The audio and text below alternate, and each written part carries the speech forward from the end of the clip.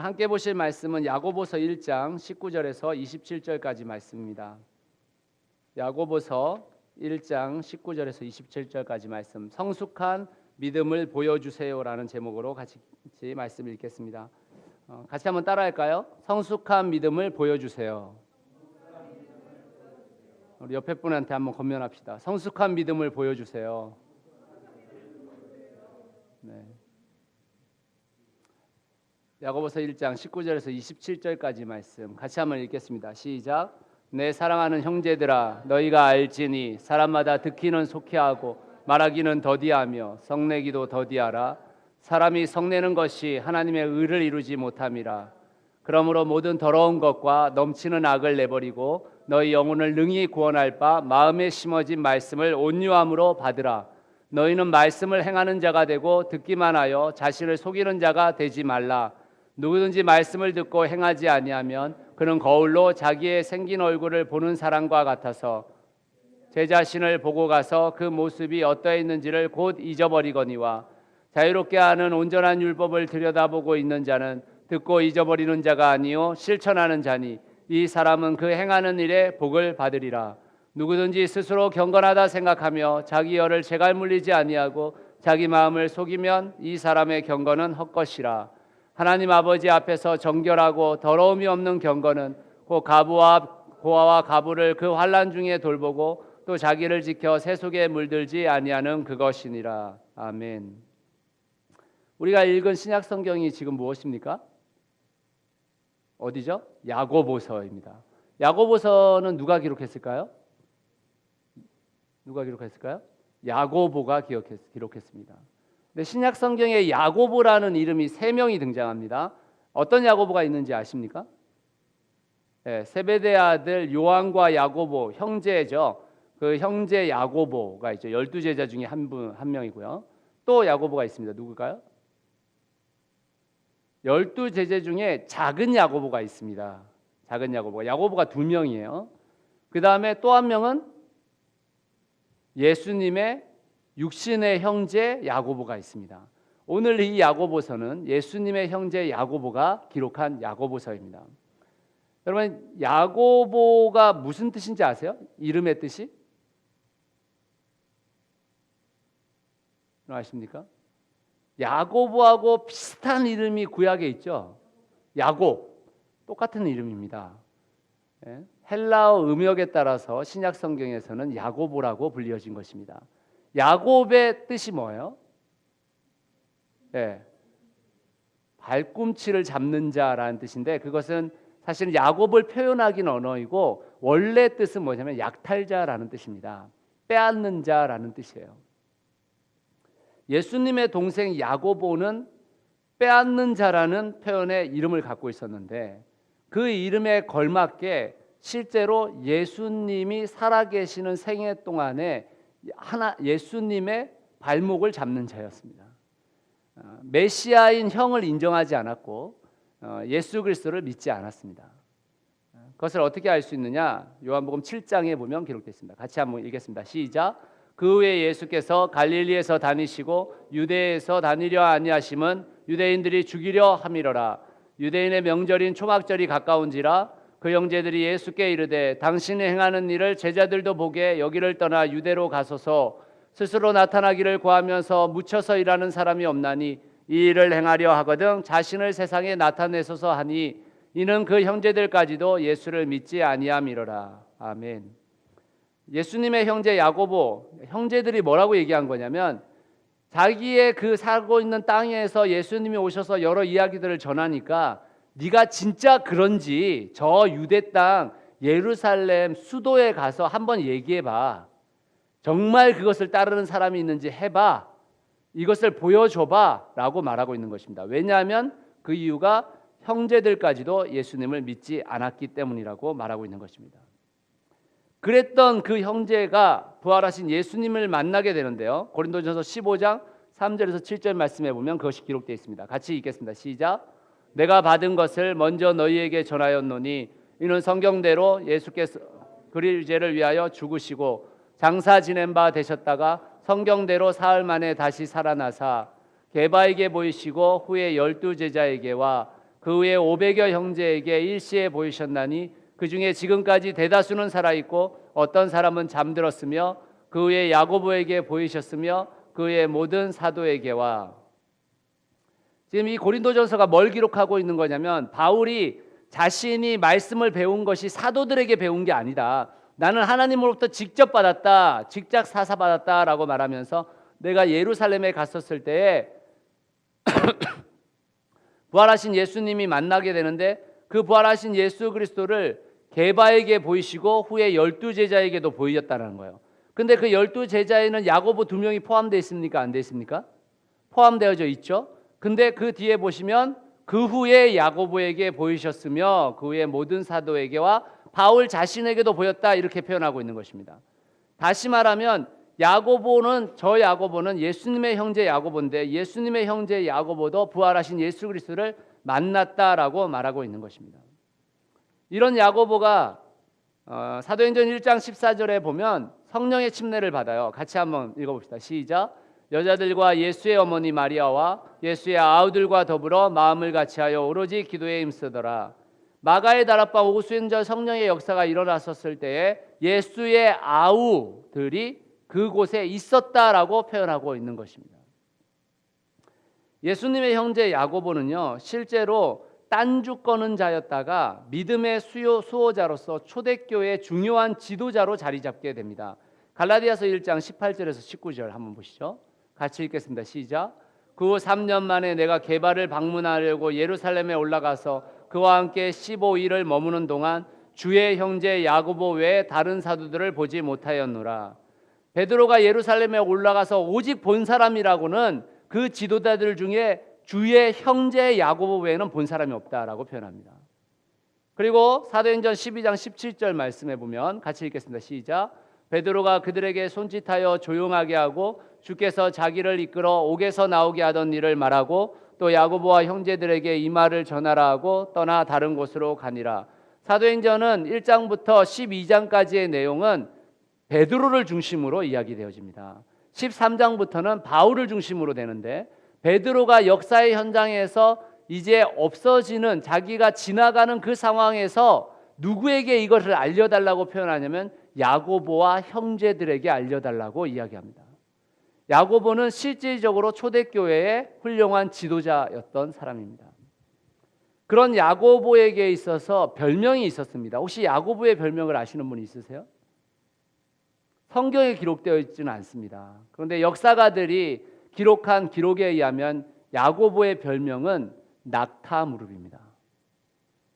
왜 낙타무릎이라고 했냐면 기도 생활의 오랜 흔적으로 무릎이 낙타와 같이 굳은 살이 다 박혀 있었다라고 해서 낙타무릎이라고 알려져 있는 사람입니다.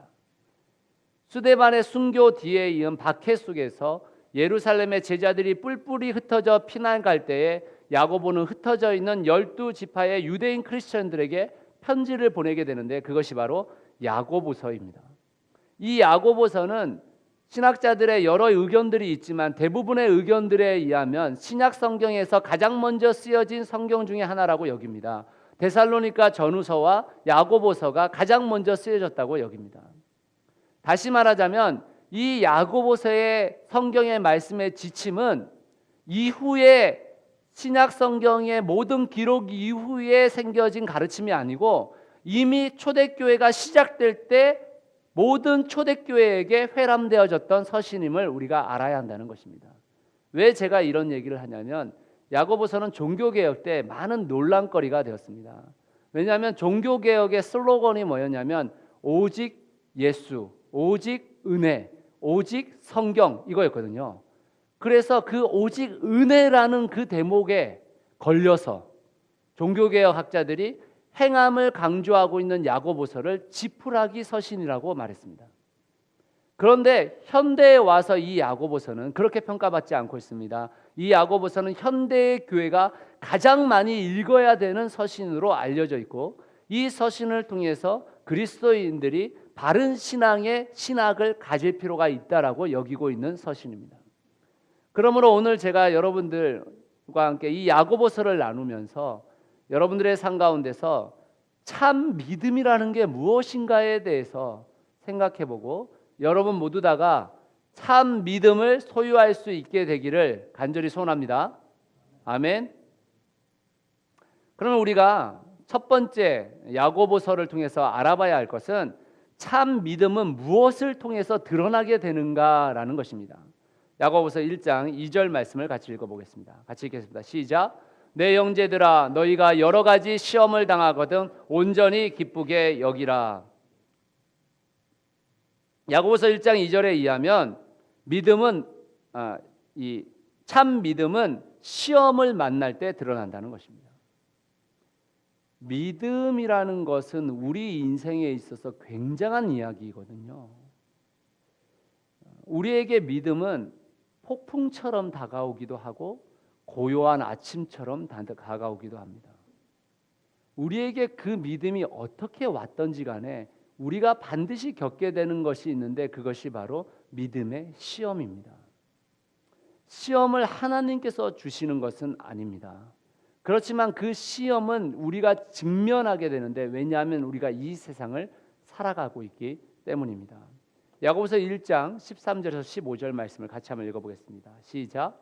사람이 시험을 받을 때 내가 하나님께 시험을 받는다 하지 말지니 하나님은 악에게 시험을 받지도 아니하시고 친히 아무도 시험하지 아니하시느니라.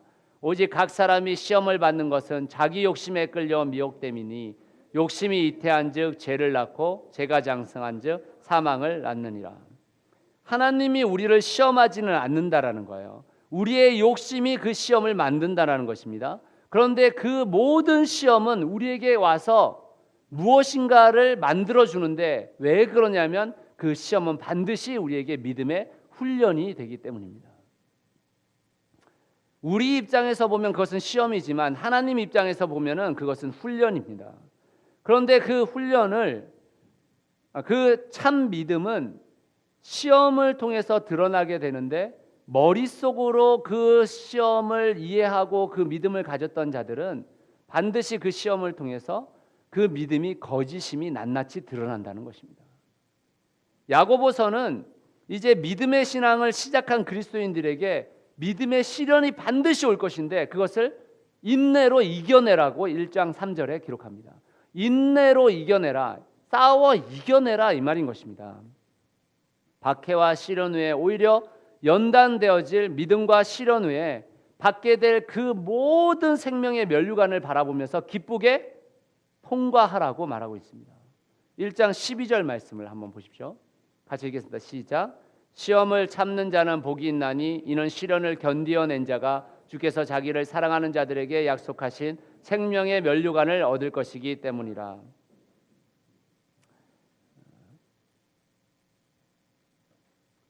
시련을 이겨낸 자에게 생명의 면류관을 주시겠다라고 말했는데 이것은 다시 말하자면 우리에게 오는 그 시련을 이겨내면 하나님의 말씀으로 버텨내면 내가 너에게 생명의 면류관을 주시겠다고 약속하신 것입니다. 그런데 이러한 시험을 당할 때 우리가 그 시험 속에서도 우리에게 말씀하신 하나님의 말씀을 듣고 잊어버리는 자가 아니라 실천하는 자가 그 시험을 통과한 자라고 말하고 있습니다. 야고보서는 참 믿음의 소유자가 어떻게 그 믿음의 소유자가 아닌 자와 다른지를 우리에게 굉장히 자세하게 설명합니다. 저는 오늘 여러분들과 함께 참 믿음의 소유자는 무엇이 다른가를 여러분들과 함께 나눠보려고 합니다. 첫 번째로 참 믿음의 소유자는요, 따라합시다. 참 믿음의 소유자는 눈이 다릅니다. 네, 눈이 다르다라고 표현합니다. 같이 한번 읽어보시죠. 2장 1절에서 4절 말씀입니다. 시작. 내 형제들아 영광의 주 곧 우리 주 예수 그리스도에 대한 믿음을 너희가 가졌으니 사람을 차별하여 대하지 말라. 만일 너희 회당에 금가락지를 끼고 아름다운 옷을 입은 사람이 들어오고 또 남루한 옷을 입은 가난한 사람이 들어올 때에 너희가 아름다운 옷을 입은 자를 눈여겨보고 말하되 여기 좋은 자리에 앉으소서 하고 또 가난한 자에게 말하되 너는 거기 서 있는지 내 발등상 아래에 앉으라 하면 너희끼리 서로 차별하며 악한 생각으로 판단하는 자가 되는 것이 아니냐. 참 믿음의 소유자는 눈이 다른데요. 참 믿음의 소유자는 사람을 차별하지 않는다는 것입니다. 금가락지 화려한 옷에 휘둘리지 않고 남루한 옷을 구별하지 않는다라고 표현합니다. 믿음의 눈이 열린다라는 표현을 할 때 영적인 무엇인가에 대해서 열린다라고만 표현하는 것이 아닙니다. 그것을 포함하지만 믿음의 눈이 열리면 사람을 차별하지 않습니다. 그 사람이 가지고 있는 것에 현혹되지 않습니다. 한 영혼을 향한 하나님의 사랑이 우리의 눈에 깃들어지기 때문에 다른 일을 그 사랑의 눈으로 바라보게 되는 것입니다. 그게 바로 믿음의 눈이에요. 믿음의 눈이 생겨져서 달라지게 되면 어떤 형상이 일어나냐면 이 세상의 사람, 이 세상과 벗하지 않게 된다고 야고보서는 표현합니다. 4장 4절 말씀 같이 한번 읽어볼까요? 시작. 가늠한 여인들아 세상과 벗된 것이 하나님과 원수됨을 알지 못하느냐. 그런즉 누구든지 세상과 벗이 되고자 하는 자는 스스로 하나님과 원수되는 것이니라. 지금 저기에 가늠한 여인들아라고 표현했는데 저 가늠한 여인들이라는 것은 창녀를 의미하는 것이 아닙니다. 이 가늠한 여인들은 다시 말하자면 하나님과 벗하지 않고 세상을 벗하는 자를 지칭하는 말인 거예요. 세상을 벗하는 그 순간 하나님과 벗할 수 없기 때문에 가늠한 여인이라고 표현한 것입니다. 여러분, 우리의 눈은 방향을 나타내는 거잖아요. 우리가 바라보는 곳으로 가는 것이잖아요. 다시 말하자면 우리가 무엇을 보는가, 우리가 무엇을 보지 않는가가 우리의 믿음의 방향이라는 것입니다. 우리가 악하고 음란한 것을 보지 않는 것, 바르고 선한 곳에 우리의 눈길을 주는 것이 바로 삶의 방향입니다. 이 삶의 방향성이 실제로 세상을 벗한 사람을 만들기도 하고 하나님을 벗한 사람을 만들기도 하는 것입니다. 우리가 반드시 기억해야 할 것이 무엇이냐면 바로 우리가 바라보고 있는 것이 우리의 믿음의 수준이라는 거예요. 야고보서 1장 27절 말씀은 믿음의 눈을 가진 자가 뭘 바라보고 있는지를 보여주고 있습니다. 같이 한번 읽으시죠. 시작. 하나님 아버지 앞에서 정결하고 더러움이 없는 경건은 곧 고아와 과부를 그 환난 중에 돌보고 또 자기를 지켜 새 속에 물들지 아니하는 그것이니. 다시 말하자면 믿음의 눈을 소유한 자는 위를 바라보는 게 아닌 겁니다. 여기서의 위가 하늘이 아니라 여기서의 위는 나보다 나은 사람을 바라보는 게 아니라 나보다 못한 사람을 바라본다는 거예요.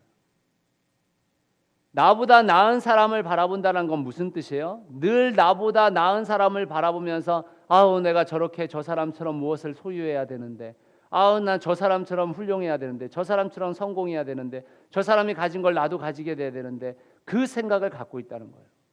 그런데 믿음의 눈을 가진 자는 뭘 바라보게 되냐면 나보다 낮은 자를 바라보면서 아 내가 저 사람을 도와야 되는데, 아 내가 저 사람을 불쌍히 여겨야 되는데, 내가 저 사람을 행복하게 해줘야 되는 데를 고민하게 된다는 것입니다. 사랑하는 여러분, 여러분은 어떤 눈을 갖고 계십니까? 여러분은 믿음의 참 믿음의 소유자가 갖고 있는 그 눈을 갖고 계십니까? 두 번째로 참 믿음의 소유자는 입이 다릅니다. 입이. 야고보서 3장 2절에서 8절 말씀 같이 읽겠습니다. 시작. 우리가 다 실수가 많으니 만일 말에 실수가 없는 자라면 곧 온전한 사람이라 능히 온 몸도 굴레 씌우리라. 우리가 말들의 입에 재갈 물리는 것은 우리에게 순종하게 하려고 그 온 몸을 제어하는 것이라. 또 배를 보라. 그렇게 크고 광풍에 밀려가는 것들을 지극히 작은 키로서 사공의 뜻대로 운행하나니 이와 같이 혀도 작은 지체로 돼 큰 것을 자랑하도다. 보라 얼마나 작은 불이 얼마나 많은 나무를 태우는가. 혀는 곧 불이요 불의의 세계라. 혀는 우리 지체 중에서 온몸을 더럽히고 삶의 수해받기를 불사르나니 그 사르는 것이 지옥불에서 나느니라. 여러 종류의 짐승과 새와 벌레와 바다의 생물은 다 사람이 길들일 수 있고 길들여 왔거니와 혀는 능히 길들일 사람이 없나니 쉬지 않은 악이요 죽이는 독이 가득한 것이라. 참 믿음의 소유자는 입이 다릅니다. 입이 다르다는 말은 말이 다르다는 말이잖아요. 이 세상을 살아가는 사람들이 가장 많은 상처를 입는 게 뭘까요? 상대방의 말입니다. 우리가 사용하는 말은 우리의 믿음을 드러내는 척도입니다. 그러므로 우리는 말을 아껴야 합니다. 왜냐하면 혀는 이 세상에 누구도 다스리지 못했대요. 누구도 다스릴 수 있다가 아니라 다스릴 수 없대요. 그러면 무슨 말입니까? 말을 아끼라는 말이에요. 되도록 말을 하지 말라는 말입니다. 우리는 말을 줄여가야 합니다. 야고보서는 행함에 대한 이야기라고 제가 말씀드렸는데 특별히 야고보서가 굉장히 많이 기록하고 있는 게 다 말에 관한 것입니다. 몇 가지 살펴보겠습니다. 세 가지 제가 살펴보세요. 첫 번째, 야고보서 1장 20절 시작. 사람이 썩내는 것이 하나님의 의를 이루지 못하느니라. 사람이 썩내는 것을 분내는 것을 하나님의 의를 이루지 못한다고 이야기했습니다. 분노하는 것이 하나님의 의를 이루지 못한다. 이게 무슨 뜻일까요? 한번 예를 들어 봅시다. 제가 어떤 사람과 관계 가운데 있어요. 좋은 관계를 맺고 있었어요. 그런데 어느 날 갑자기 그 사람한테 분노를 쏟아부었습니다. 그러면 그 관계가 회복이 되는 게 쉽습니까? 어렵습니까? 어려우시죠? 저만 어려운 게 아니죠? 다 어려우시죠? 어렵습니다. 사실은 실제로 그 전의 상태로 돌아가는 것 자체가 어려워요. 그런데 거기서 끝나지 않고 그 사람이 나를 판단할 때 어떤 생각을 갖냐면 아이고 하나님을 믿는 목사라는 인간이 저렇게 분노를 내고 썽을 내고 말이야. 하나님을 믿는 사람이 저렇게 하나님의 의를 드러내지 못하고 이런 생각을 갖게 만들고 말하게 만든다는 것입니다. 그래서 그것에 대해서 하나님의 의를 이루지 못한다는 거예요. 어떤 분은 이렇게 얘기할 수 있어요. 뭐 잘못된 것은 잘못됐다고 말을 해야죠. 예, 맞습니다. 말할 수 있어요. 그런데 문제는 뭐냐면 그 말을 할 때 썩내지 말래요. 썩내지 말랍니다. 분노하지 말라고 합니다.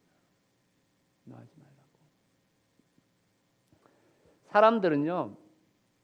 두 번째 상을 보죠. 두 번째 야고보서가 이야기하고 있는 두 번째 이야기는 뭔가가 다운됐습니까? 네, 이러면 안 되는데 야고보서 4장 11절에서 12절 말씀인데요. 같이 한번 보시죠. 야고보서 한번 찾아보겠습니다. 야고보서 4장 야고보서를 펼쳐 놓으시고 같이 말씀 듣겠습니다. 4장 11절에서 12절 같이 한번 읽겠습니다. 시작. 형제들아 서로 비방하지 말라. 형제를 비방하는 자나 형제를 판단하는 자는 곧 율법을 비방하고 율법을 판단하는 것이라. 내가 만일 율법을 판단하면 율법의 준행자가 아니요 재판관이로다. 이 자와 재판관은 오직 한 분이시니 능히 구원하시기도 하시며 멸하시기도 하시느니라. 너는 누구이기에 이웃을 판단하느냐. 사람들은요 자신이 남을 비방하고 비난하고 판단하는 것을 정당하다고 생각합니다.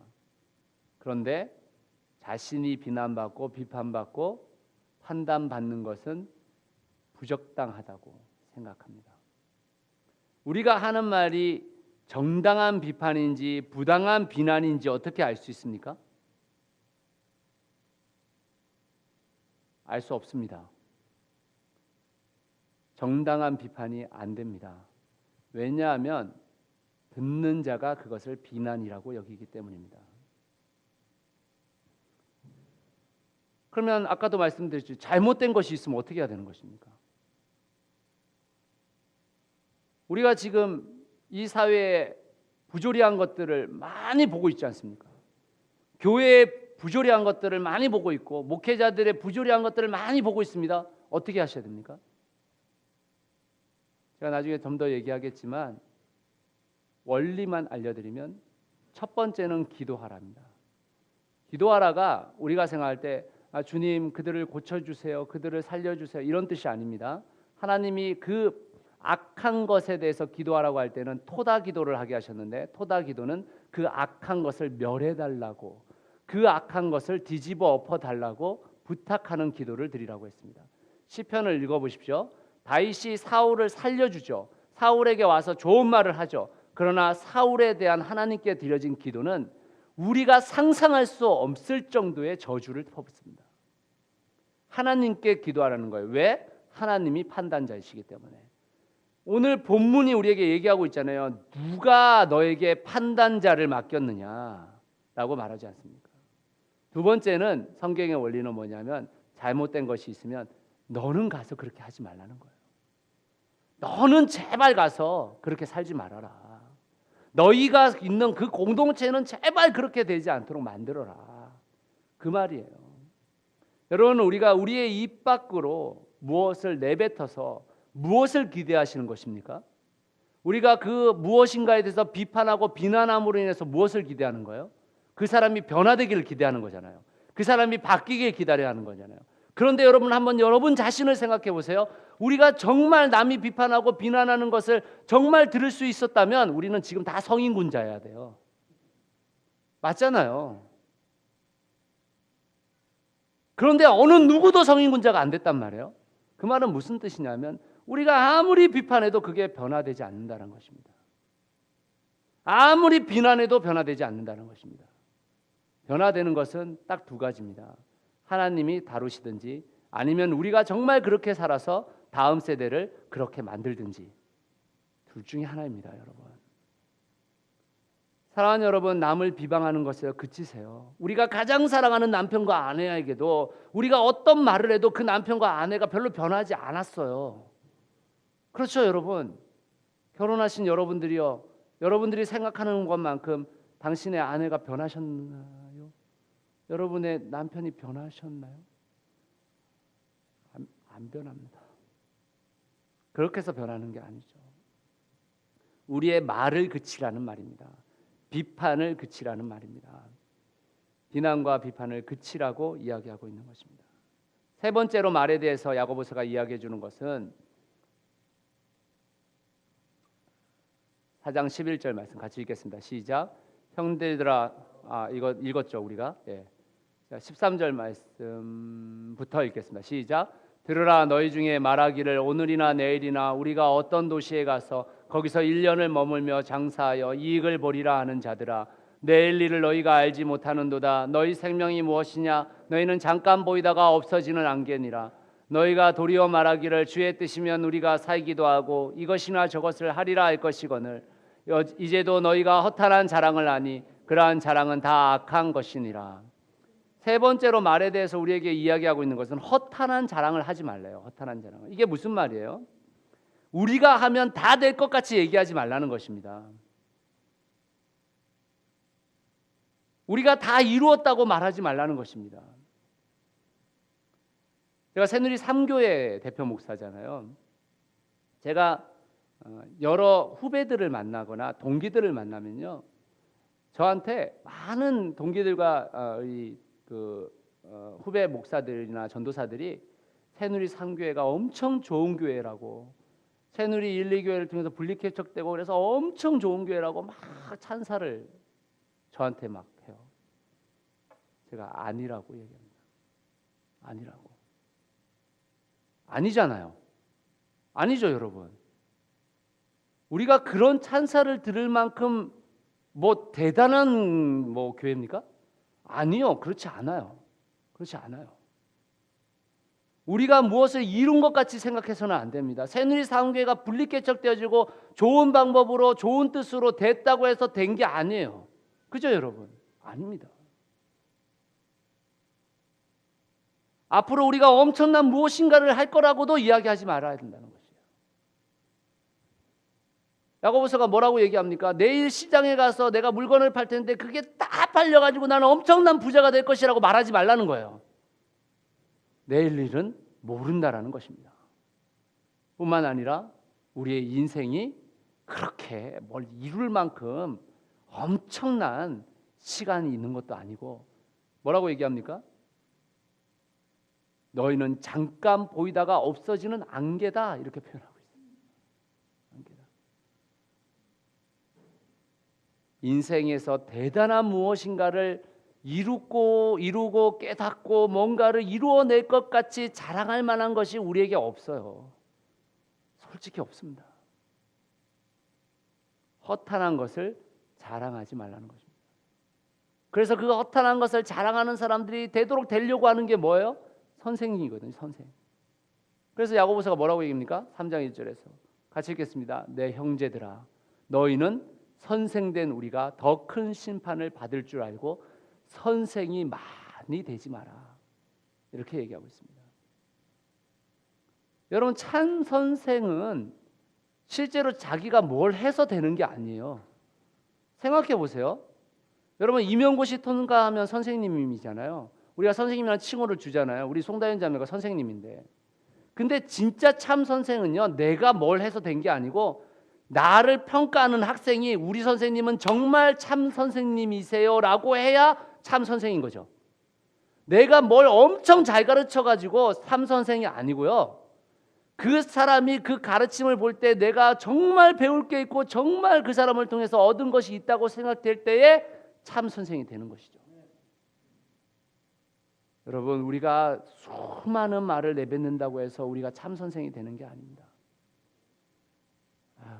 제가 이런 말 할 자격이 없는데, 그죠? 제가 맨날 여러분 앞에만 서면 말만 하잖아요, 지금.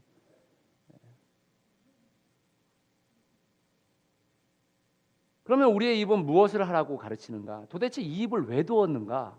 야고보서가 이야기합니다. 야고보서 5장 13절 같이 읽겠습니다. 시작. 너희 중에 고난당하는 자가 있느냐? 그는 기도할 것이요. 즐거워하는 자가 있느냐? 그는 찬송할지니라. 그 뒤에 거 안 읽겠습니다. 결과가 무엇이냐? 기도하라 이겁니다. 기도하라고 입을 주셨다. 찬송하라고 입을 주셨다라는 것입니다. 여러분, 기도하고 찬양하십니까? 여러분, 하나님이 우리에게, 그리스도인들인 우리에게 말씀으로 주시기를 너희의 입을 왜 줬느냐? 기도하라고 줬대요. 찬양하라고 줬대요. 근데 기도하지 않고 찬양하지 않습니다. 하나님을 믿는 그리스도인들이 기도하지 않는다라는 것은 실제로 하나님을 믿지 않는 것입니다. 하나님을 믿는 자들이 하나님을 찬양하지 않는 것은 실제로 하나님을 신뢰하지 않는 것입니다. 하나님을 인정하지 않는 것입니다. 우리의 입으로 기도하고 찬양하면 됩니다. 우리의 입은 기도하고 찬양하라고 있다라고 말했습니다. 그래서 야고보서 3장 8절에서 9절 말씀, 9절 말씀부터 한번 읽어보죠. 시작. 이것으로 우리가 주 아버지를 찬송하고 또 이것으로 하나님의 형상대로 지음을 받은 사람을 저주하나니 한 입에서 찬송과 저주가 나오는더라. 내 형제들아, 이것이 마땅하지 아니하니라. 샘이 한 구멍으로 어찌 단물과 쓴물을 내겠느냐? 내 형제들아, 어찌 무화과 나무가 감람나무를 포도나무가 무화과를 맺겠느냐? 이와 같이 짠물이 단물을 내지 못하느니라. 이게 무슨 말입니까? 우리의 혀가 하나님을 찬양하면서 옆에 가서는 남들을 저주하는 것이 하나님의 말씀에 마땅하지 않다는 거예요.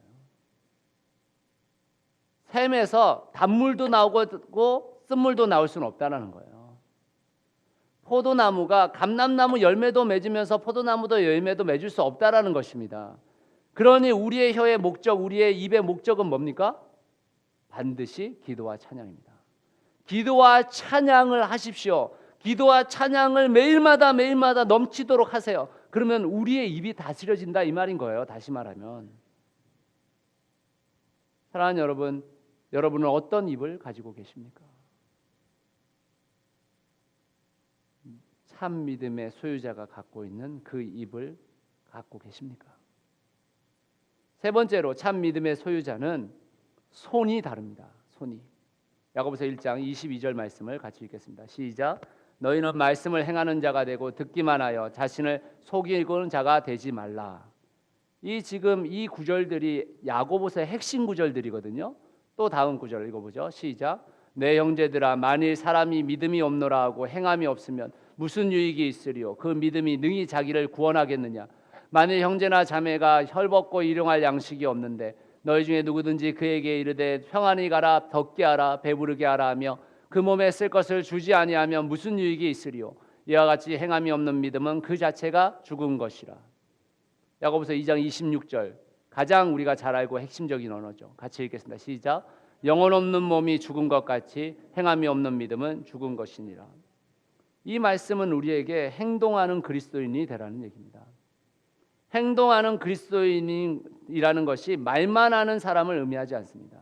여러분, 바리새인과 율법사들에 대해서 예수 그리스도가 비판할 때 그 비판을 율법의 문제로 비판했다고 생각하면 굉장히 큰 오산이십니다. 사실 가장 비판받은 건 뭐냐면 말만 하고 행동하지 않는 거였어요. 실제로 그 율법을 지켜 행해서의 문제가 아니고 그 율법을 가르치면서 행하지 않는 것 때문에 예수님은 분노하셨습니다.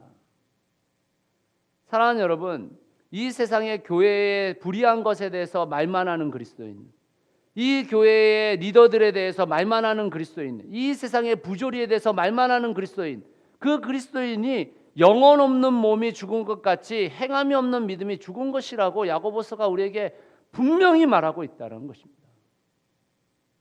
요즘 SNS가 발달되면서 많은 인터넷 스타들이 참 막 등장하고 있습니다. 교계에도 그런 게가 많아요. 제가 잘 아는 목사님 중에는 페이스북을 통해 가지고 완전 인기 스타 목사님이 되신 분이 있습니다. 나쁘다는 뜻이 아니에요. 나쁘다는 뜻이 아니고 그분이 무명의 목사님이셨는데 인터넷 그 페이스북에 매일마다 글을 올리시는데 그 글에 대해서 팔로우들이 막 넘쳐나기 시작하는 거예요. 그러면서 지금 전국구로 스타 강사가 되셔가지고 모든 신학교, 제가 생각할 때 거의 모든 신학교예요. 유명한 신학교에 거의 지금 다 불려다니시고요. 그리고 뭐 누가 책을 내면 서평 써달라고 하시고 누가 책을 내면은 뭐 북콘서트에 계속 불림 당하시면서 사회 보고 계시고 저하고 같은 나이에 제 한 해 선배님인데 그러고 계세요. 굉장히 유명해졌습니다. 그런데 제가 그분을 얘기하는 게 아니라 그런 인기 스타들이 된 분들이 꽤 있어요. 그런데 그분들이 활동하고 있는 그 활동 속에서 들려지고 있는 그 실천의 삶에 대한 좋지 않은 소문들이 많이 들립니다. 말과 글은 아주 좋은데 그들의 삶은 좋지 않을 수 있다는 것입니다. 그런데 그것이 다른 사람 얘기가 아니라 저의 이야기요. 여러분의 이야기 아니십니까? 우리가 말만 하고 행하지 않는 그런 삶을 살고 있는 것이 아닙니까? 다시 말하면 이 땅을 살아가는 우리 그리스도인들이 정말 행동하지 않는 그리스도인으로 살아가면서도 아무렇지도 않게 살고 있다는 것입니다. 참 믿음의 손을 소유한 자는 다르다라는 것입니다. 참 믿음의 손을 소유한 자는 행동합니다. 행합니다. 그의 손은 늘 약하고 지치고 억눌린 자들을 붙듭니다. 말을 많이 하지 않죠. 말을 할 만한 여유가 없습니다. 왜냐하면 그 사람들이 보여지면 그 사람들 손붙들기도 지치고 힘들기 때문에 그만한 여유도 없는 것이죠, 사실은. 여러분 우리가 한번 예를 들어 생각해 보십시오. 우리가 오늘 주일 제가 광고 아직 안 했는데 청소입니다. 청소. 설교 때 청소 광고하려고 아직 광고를 안 했습니다. 오늘 청소를 한다고 생각해 보세요. 우리는 다양한 사람들이 있지 않습니까? 그런데 그 다양한 사람들 중에 청소를 열심히 하는 사람들을 말을 많이 합니까? 청소하기도 바빠요. 그렇지 않아요. 하나님의 말씀이 머리에서 가슴으로 내려와서 손으로 써내려가는 사람들은 말을 더디하게 되어져 있습니다. 여러분의 손은 어떤 손이십니까? 여러분의 손은 참 믿음을 소유한 자의 손이십니까? 말씀의 결론을 좀 맺겠습니다. 사람과 사람 사이에 하나님의 말씀을 지켜 행할 때 그것을 어떤 사람들은 행함이라고 행위라고 이야기합니다. 그런데 우리가 행위라고 이야기할 때 그리스도인들이 굉장히 부정적인 언어를 이야기합니다. 왜냐하면 그게 은혜와 대치되는 것처럼 생각하기 때문이죠. 우리의 구원이 하나님의 은혜로 얻는 것이지 행위로 얻는 것이 아닙니다. 이 표현을 여러분들은 굉장히 많이 들어보았을 것입니다. 그런데 이 표현을 가장 많이 가르치는 데가 어딘 줄 아십니까? 구원파입니다. 구원파는 개신교에서 이단으로 취급하고 있는 데입니다. 구원파가 이야기하고 있는 게 뭔지 아세요?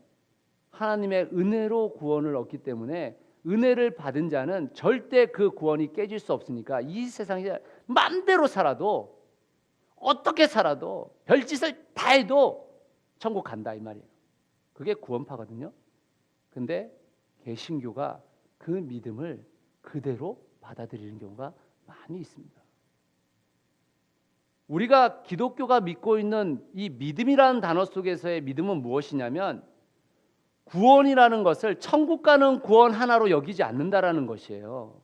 지위적 구원이라고 하는 그 하나님께서 우리를 백성 삼아 주시는 것, 그거는 전적으로 하나님의 은혜입니다. 100%예요. 우리가 어떤 짓을 해도 얻을 수 없어요. 그것은 하나님의 은혜입니다. 그런데 그 은혜를 받은 자가 어떻게 살아가야 되는지의 문제는 행함입니다. 그것을 성경은 동시에 이야기하고 있고, 그것에 대해서 그 행함을 통해서 성경은 우리가 저 하늘나라에서 우리가 무엇을 누릴 것인가, 우리가 무엇을 다스릴 것인가를 이야기하고 있습니다.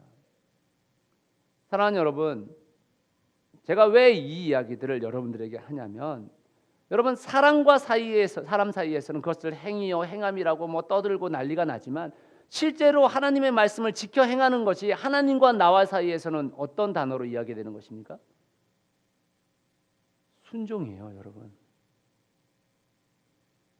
행함이라 말하고 순종이라 불리워지는 것입니다. 그것이 하나님과 나와의 관계가 되면, 아니 저 사람이 뭘 행하고 이 사람이 뭘 행하고 우리 둘이 막 싸우고 난리를 지기는 그 상황이 아니라, 하나님과 나와의 입장으로 따지자면 하나님의 말씀을 지켜 행하는 것은 순종이에요.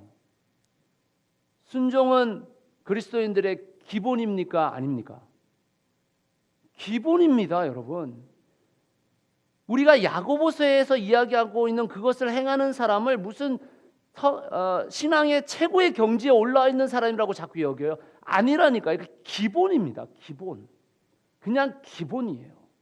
많은 그리스도인들이 어떻게 생각하냐면요, 그거 힘들어, 그건 어려워, 이렇게 생각해요. 여러분, 제가 다시 말씀드리지만 그 언어는 100% 사단이 주는 언어예요.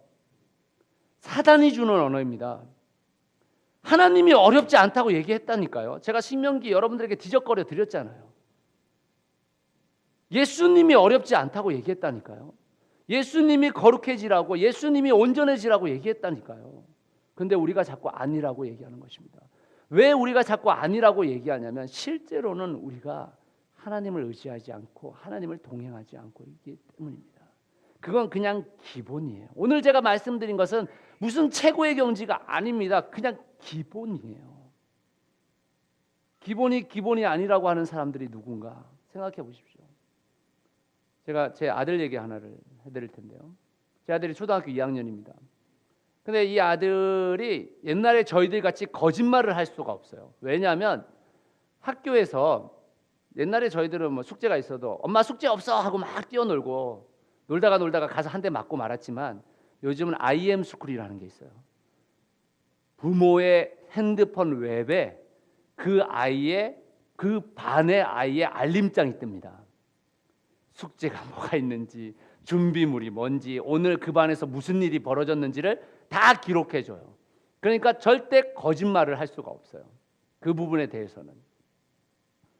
요즘 한서 반에 1번으로 올라오는 게 뭐냐면, 가정에서 30분 동안 덧셈 뺄셈을 부모가 좀 같이 공부해 주세요 하면서 두세 장의 수학 페이지를 알려주면서 그 부분을 체크해 주세요라고 알려줍니다. 그게 지금 거의 한 달째 매일마다 오고 있어요.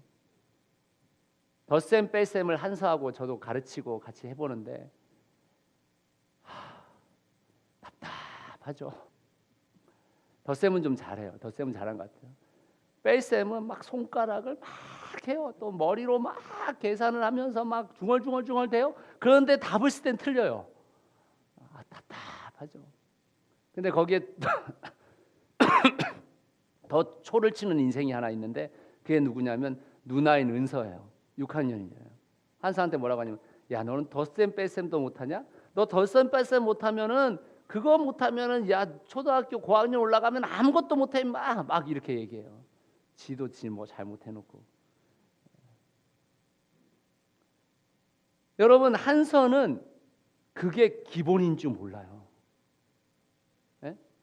기본인 줄 몰라요. 덧셈 뺄셈 기본이잖아요. 우리가 볼 때 초등학교 6학년이 봐도 기본이잖아요. 기본인지 모른다니까요. 하나님의 말씀에 나오고 있는 기본을 기본이 아니라고 우기는 사람이 누구냐면 어린아이 신앙인 사람인 거예요. 어린아이만 기본이 아니라고 얘기합니다. 기본이에요, 여러분. 그냥 기본입니다. 그냥. 제가 오늘 이 스누키를 이 앞에다 갖다 놨는데 이 스누키가 원래 이 십자가 가운데 앞에 자라고 있었어요. 제가 한 3주 전에 그 봄에 꽃들을 화사한 꽃들을 이게 좀 사오라고 해가지고 이 스누키를 제 방에다 놓고 여기다가 그 꽃을 한 주 놓은 적이 있었어요. 그런데 진용의 언제가 저한테 와가지고 목사님 저 앞에 있었던 화분 어디 갔어요? 그러는 거예요. 그래서 제 방에 있는데요. 그랬어요. 그랬더니 목사님 그 화분은 십자가 앞에 있어야 돼요. 십자가 앞에. 제가 옛날에 설교를 할 때 뭐라고 했냐면 이게 지금 십자가의 딱 가운데를 놔뒀는데 십자가하고 연결된 이곳만 자랐어요. 그래서 제가 십자가 앞에서 자라갑시다 이 말을 했거든요. 그랬더니 진용이 형제가 그건 십자가 앞에 자라고 있어야 된다고. 그게 없어지니까 자기는 죽은 줄 알았다고. 십자가 앞에서 죽었나? 이 생각을 했다고. 그 화초는 거기다 놔달라고 그러더라고요. 제가 왜 오늘 이 앞에다 놔뒀냐면 여러분 자세히 보게 하기 위해서 놔뒀는데 여러분 나중에 와서 한번 만져보세요. 지금 이 자란 줄기에 여기를 이렇게 훑어보면요 2마디가 있어요. 요 선상하고 똑같은 마디가 하나 있습니다. 그리고 요 선상에 또 다시 마디 하나가 생겼어요. 다시 말하자면 이 자람은 이 상태에서 하나의 깨트림이 있었기 때문에 자란 겁니다. 다시 말하자면 우리 그리스도인이 자라는 것은요 우리가 생각하고 있는 관습 하나를 깨트릴 때 자랄 수 있는 거예요. 우리가 자라야 할 곳이 어딘가를 알고 그 우리의 수준을 알고 우리를 깨트릴 때 자랄 수 있는 거라니까요. 자라나야 합니다. 우리의 신앙이 자라나야 합니다. 우리의 신앙이 거기에 멈춰 있어서는 안 됩니다. 우리는 지금 자라나야 합니다. 새누리상교회는 아직 좋은 교회가 아닙니다. 제 말이 맞죠? 아니 뭐 하고 있는 게 별로 없잖아요. 저희가 뭘 하고 있어요? 솔직히 말해서 아직 좋은 교회가 아니라니까요. 우리가 넋놓고 그냥 앉아 있어가지고 이 상태 즐기고 있는 게 아니라니까요. 정말 그리스도인으로서 그리스도의 향기를 품은 그 향유를 하나님 앞에 드릴 수 있는 교회가 돼야 합니다. 여러분 자신도 마찬가지입니다. 저도 마찬가지입니다. 여기에 멈추고 서 있는 게 아닙니다. 자라야 합니다. 주님께로 자라가야 합니다. 사랑하는 여러분, 주님께 자라가십시오. 그리고 여러분의 성숙한 믿음을 보여주십시오. 우리의 성숙한 믿음이 우리 각 개인들에게 다 같이 보여질 때 정말 좋은 교회, 좋은 공동체, 좋은 신앙인이 될 수 있는 것입니다. 여러분들의 삶 가운데서 야고보가 초대교회의 그 신앙인들에게 이야기했던 그 이야기들이 우리의 가슴에 새겨져서 우리가 정말 주님의 말씀을 행하는 귀한 그리스도인이 될 수 있기를 간절히 축원합니다. 함께 기도하겠습니다.